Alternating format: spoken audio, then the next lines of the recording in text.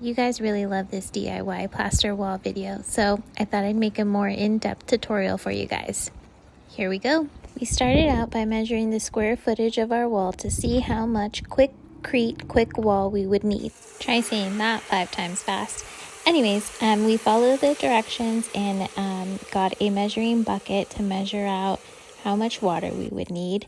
We then got one of these like pan type deals, poured the Quikrete in there, and then started pouring the water. Make sure you're wearing glasses or some sort of eyewear protection, maybe like mouth protection, because there is fiberglass within the Quikrete. And then we just kind of started using this metal rake and shoveling through, adding more water as needed. Remember, start off with a little bit of water and then kind of add as you go.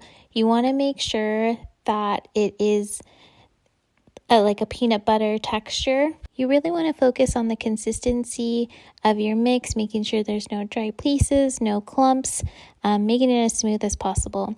And then you're going to go in an upwards motion, wetting your wall as you apply the Quikrete.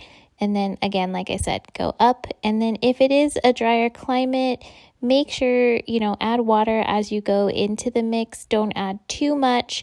You just kind of have to keep an eye on it.